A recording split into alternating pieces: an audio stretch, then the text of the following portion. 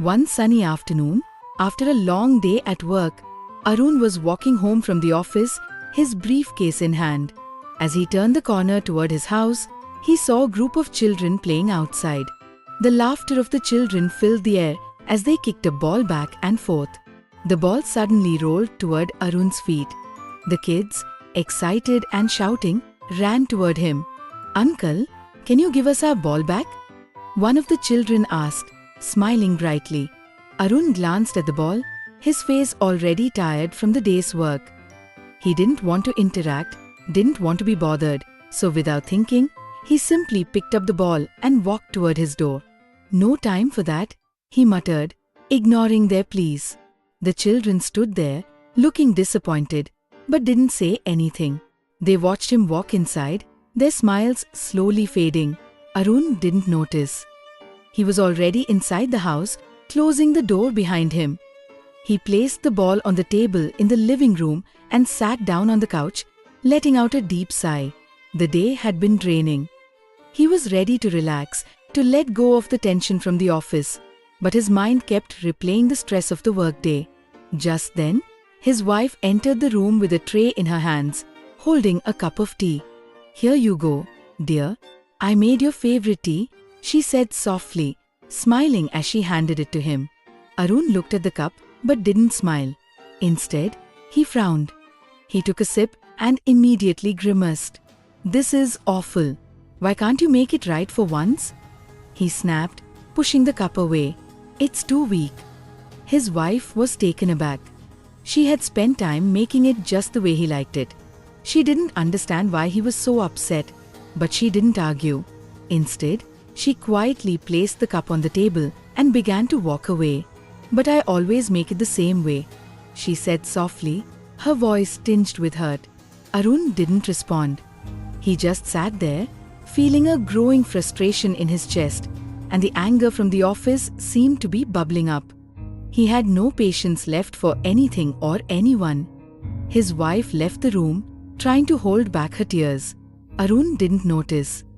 He was too caught up in his own world, his own frustration. Later, the children sat at the dining table, doing their homework.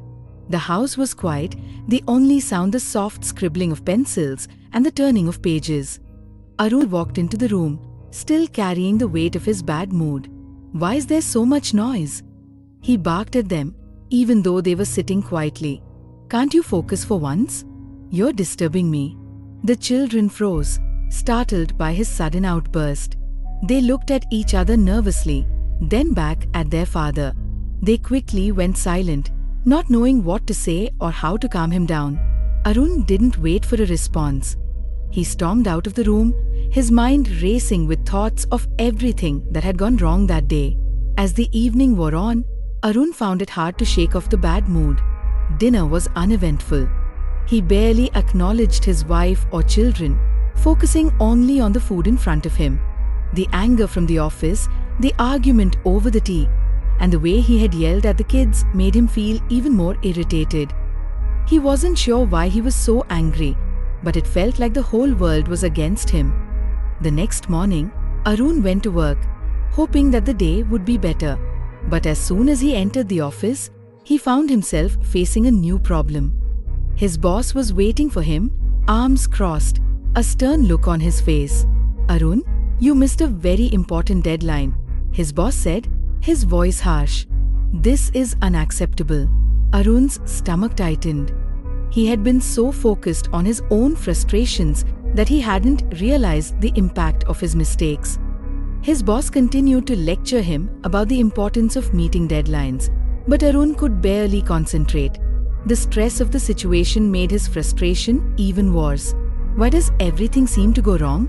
Arun muttered to himself, trying to keep his emotions in check.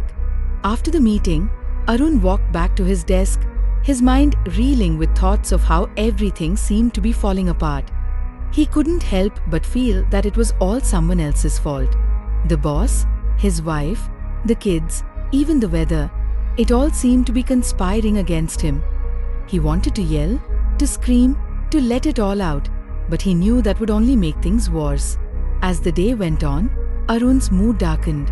By the time he left the office, He was ready to go home and take out his frustration on anything or anyone who crossed his path. But as he reached his front door, something caught his eye. There, standing in front of his house, was an elderly man who lived in the neighborhood. The elderly man had been watching Arun as he walked toward his door. With a kind expression on his face, he approached Arun. "Are you okay, son?" the elderly man asked gently. "You seem troubled." Arun looked at him, surprised. He wasn't used to people asking him about his feelings. But something about the elderly man's calm demeanor made him pause. "I don't know," Arun said, running a hand through his hair. "Everything feels like it's falling apart. My boss yelled at me, my wife is upset, and I don't even know why I'm so angry. It's like I can't control it anymore." The elderly man nodded slowly, understanding. "I've been there," he said quietly. "But let me tell you something. When you're upset, you can't take it out on people who can't defend themselves, like your family. You take out your anger on them because you know they won't fight back. But that's not fair to them. They deserve your kindness, not your frustration." Arun looked down, feeling a pang of guilt. The elderly man was right. He had been taking his anger out on the people who loved him the most, the ones who wouldn't fight back no matter how harsh he was. He realized that he had hurt his wife and children, people who were just trying to help him. The elderly man smiled softly. "We all get frustrated, but it's important to communicate with those we love.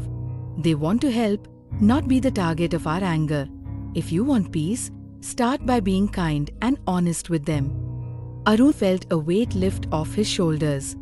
He had been so focused on his own feelings that he had neglected the people around him, the people who mattered most. He turned toward his house, ready to make things right. Later that evening, Arun returned home, and as soon as he walked through the door, he went straight to the living room. He picked up the ball that he had carelessly left on the table the day before. He walked over to the children and handed it back to them. "I'm sorry for taking your ball yesterday," he said, his voice sincere. "I was frustrated, and that wasn't right." The children smiled, their faces lighting up.